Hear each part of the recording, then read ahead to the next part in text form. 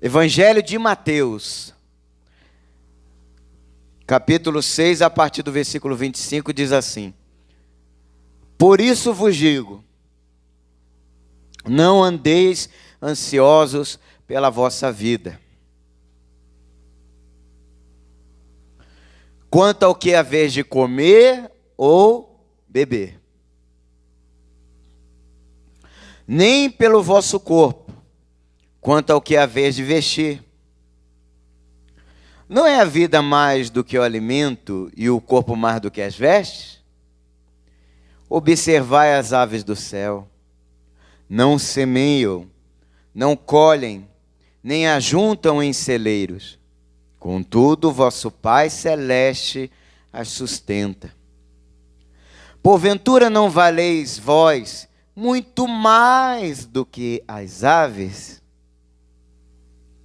Gostei desse muito mais aqui, desculpa fazer essa pausa, mas para você ver como Cristo nos valoriza. Ele valoriza tudo que Ele criou. Mas preste atenção, antes de eu continuar, eu preciso deixar isso bem claro aqui. Deus valoriza tudo o que Ele criou, mas Ele valoriza ainda mais você. Você é a joia da coroa, da criação de Deus. Você é a joia da coroa da criação desse Deus maravilhoso. Então preste bastante atenção nos detalhes aqui. Preste bastante atenção. Porventura não valeis vós, não mais, mas muito mais, repita comigo, muito mais do que as aves.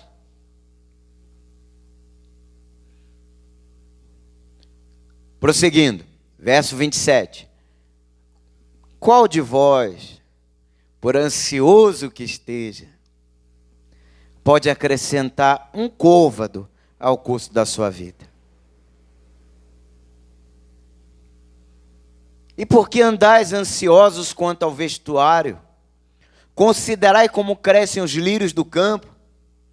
Eles não trabalham nem fiam.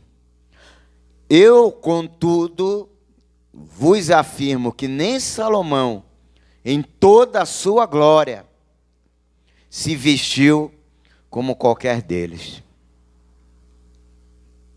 Ora, se Deus veste assim a erva do campo, que hoje existe e amanhã é lançada no forno, quanto mais a vós outros, homens de pequena fé. Olha o que está faltando aí, ó. Já já a gente vai chegar nesse ponto também. Verso 31. Portanto, não vos inquieteis, dizendo, que comeremos, que beberemos, ou com que nos vestiremos? Porque os gentios, ou seja, os pagãos, aqueles que não conhecem a Deus ou não querem saber de Deus, é que procuram todas essas coisas. Pois vosso Pai Celeste sabe que necessitais de todas elas. Verso 33. Buscai, pois, em primeiro lugar, o seu reino e a sua justiça. E todas essas coisas vos serão acrescentadas. Aí ele termina. Portanto, não vos inquieteis com o dia de amanhã, pois o amanhã trará os seus cuidados. Basta ao dia o seu próprio mal. Essa passagem revela a sabedoria e também toda a compaixão do Senhor Jesus em seus ensinamentos abençoados.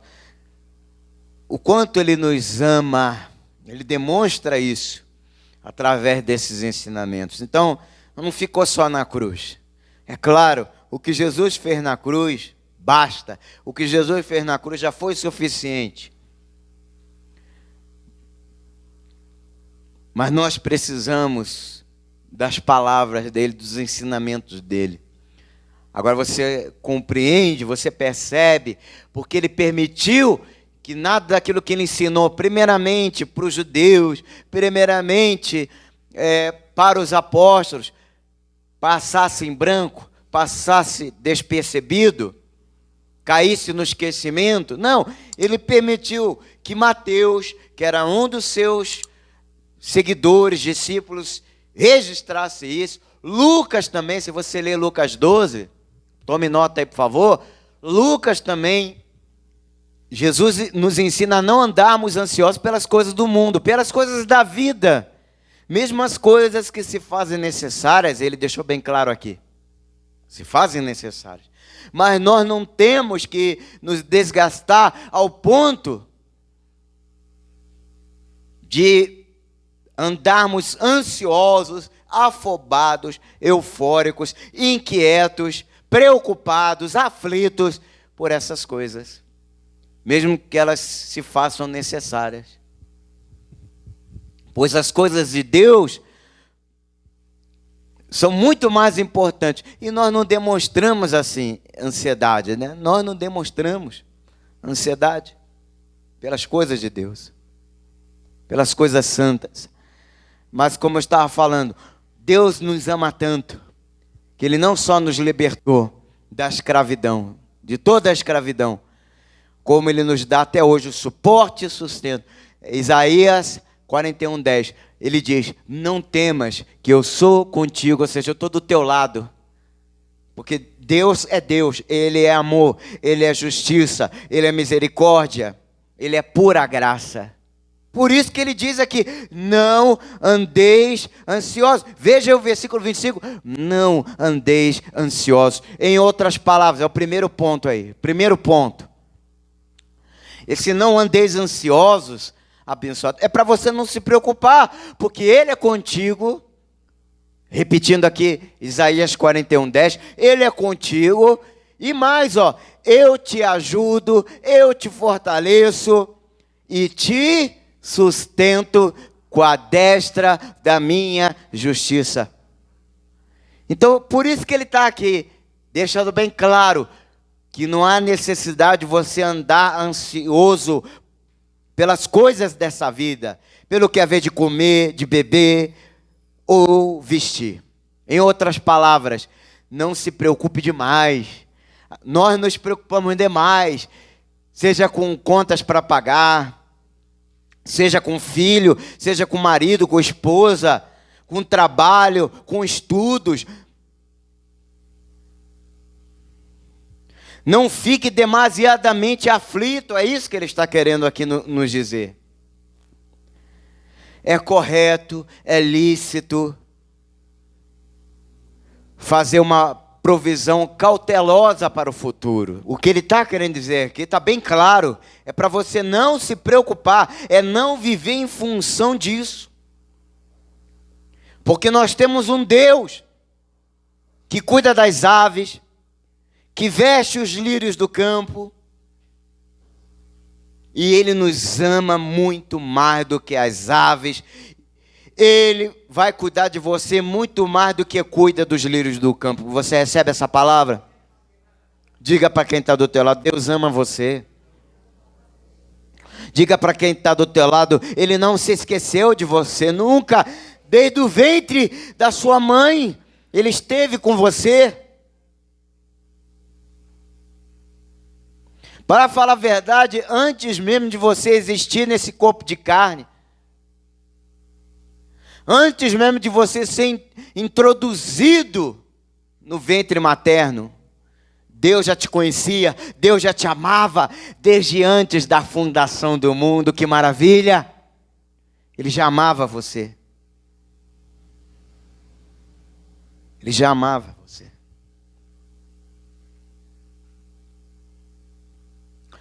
Então Deus não está proibindo você de trabalhar, nada disso. O apóstolo Paulo nos ensina, na sua segunda carta aos Tessalonicenses, aquele que não quiser trabalhar também não coma. Então não é para sermos preguiçosos. A Bíblia é contra a preguiça. Se você ler Provérbios, já leu o livro de Provérbios? Quantas exortações existe no livro de Provérbios contra a preguiça. Uma delas é a mais conhecida de todas. Vai ter com a formiga, ó preguiçoso. Então Deus não está falando para você ser uma pessoa preguiçosa, acomodada, encostada, seja no teu pai, na tua mãe, no teu marido ou na tua esposa, ou nos seus avós, ou no governo, no estado. Não, não é isso. Mas é para você não se fadigar excessivamente, não se preocupar excessivamente, se desgastando.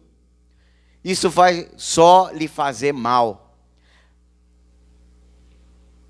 A preocupação desgastante, a ansiedade que atormenta, tudo isso acabará de mal a pior.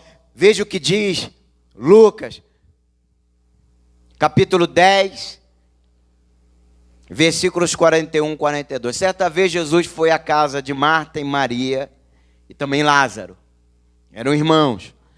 Seguiam a Jesus. Então eu acho que Jesus foi convidado para almoçar na casa deles. A Bíblia não fala, mas vamos supor. Enfim, quando Jesus esteve ali, aí Jesus disse o seguinte para ela. Vamos ler aí. Marta, Marta, estás ansiosa e fadigada com muitas coisas, mas uma só é necessária. Uma só é necessária. E Jesus só respondeu isso para ela, que isso aqui foi uma resposta. Porque Marta, antes, havia pedido ao Senhor Jesus para repreender Maria, que estava ali sentada aos seus pés, ouvindo a sua palavra, ao invés de estar ajudando ela a cuidar das coisas de casa.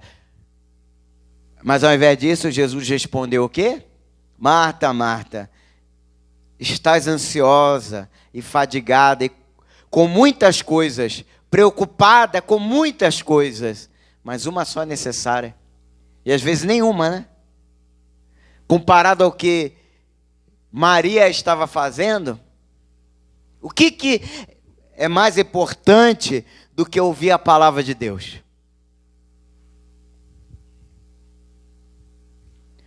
Ah, mas ela estava ali arrumando a casa para Jesus, para receber Jesus. Mas ela poderia ter feito isso antes. Ah, mas e se Jesus chegou de surpresa, pegou todo mundo de surpresa? Você acha que Jesus estava preocupado com isso?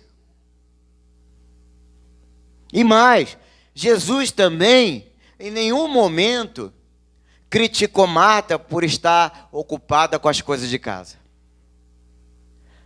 Veja bem, agora você começa a entender que a questão não é trabalho. Não, nós temos que trabalhar.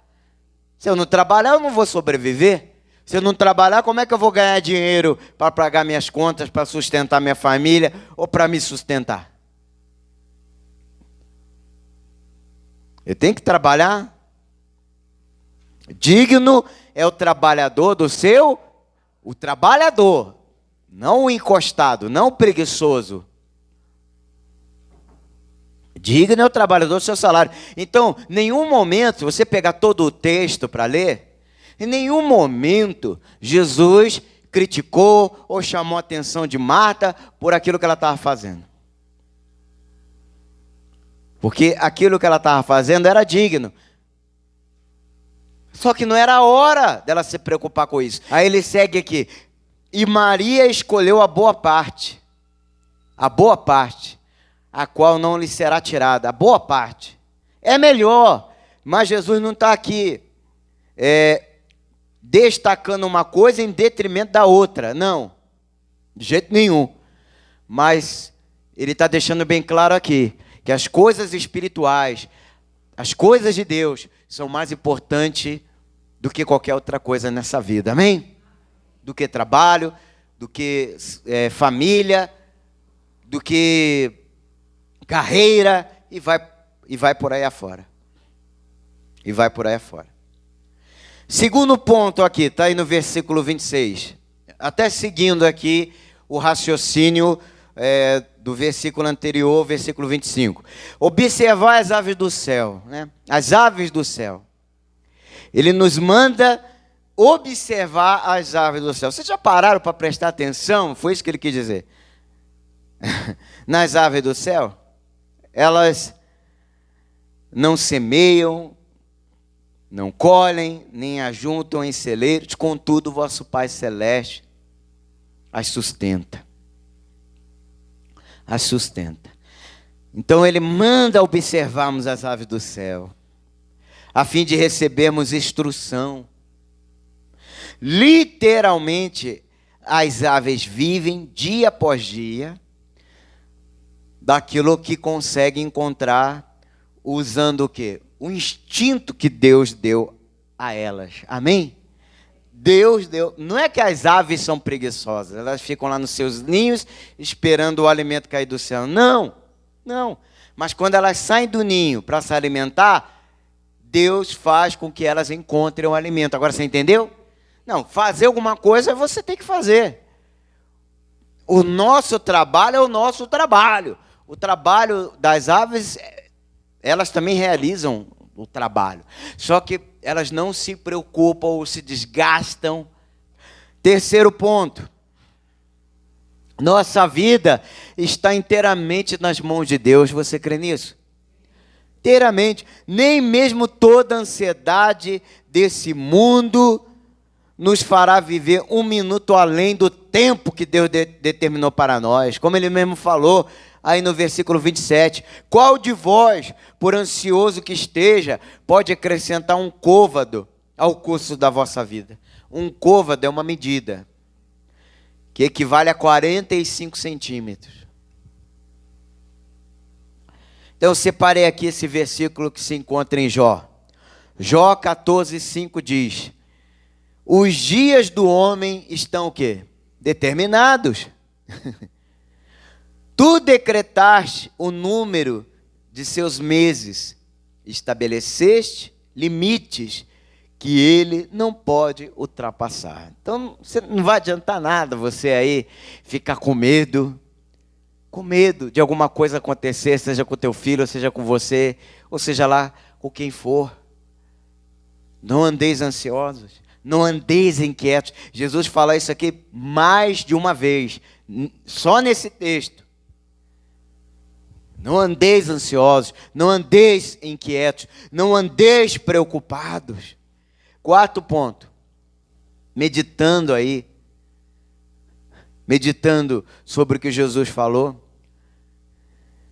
Jesus também, ele nos manda aqui observar os lírios do campo. Eles não trabalham nem fiam.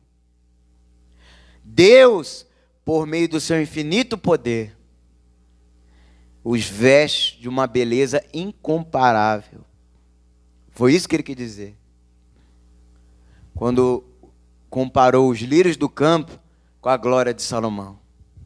Ele é o nosso pastor, nada nos... Repita comigo: o Senhor é o meu pastor, nada me faltará. É isso que ele estava querendo dizer para os seus ouvintes. Vocês ficam só preocupados com comida, com bebida, com coisas materiais, com riquezas.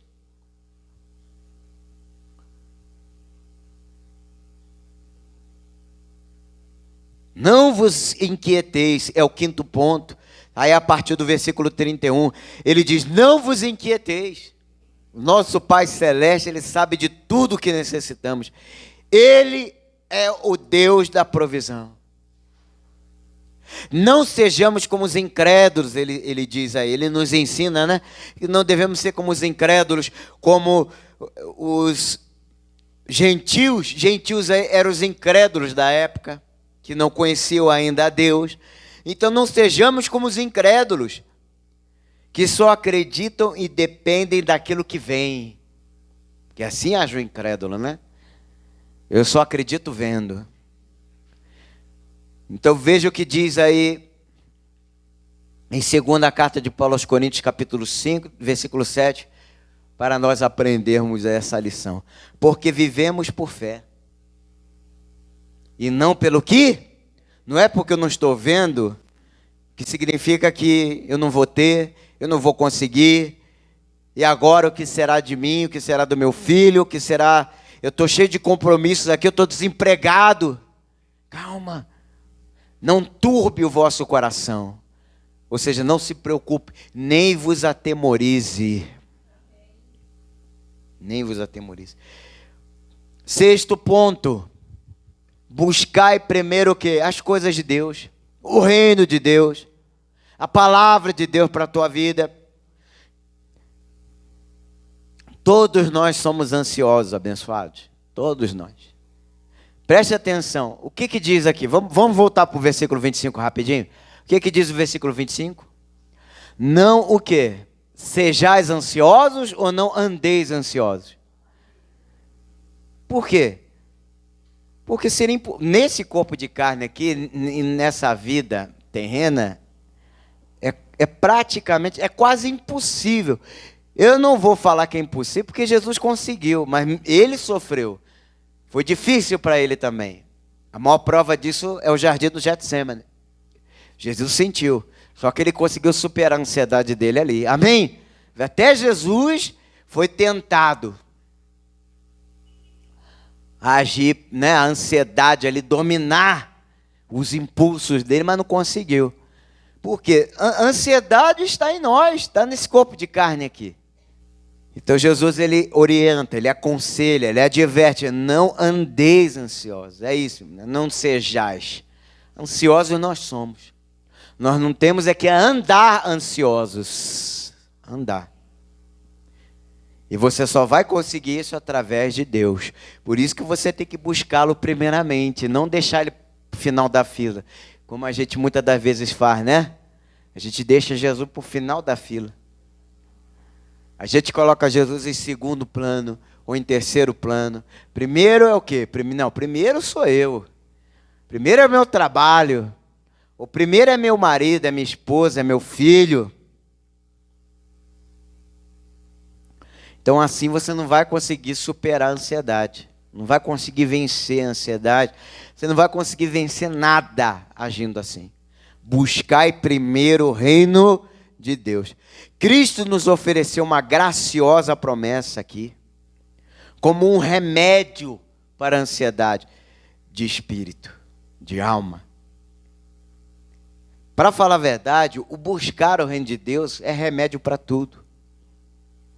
Veja o que diz aí, olha, eu gosto muito desse salmo. Salmo 84, versos 11 e 12 diz: o Senhor Deus é sol e escudo.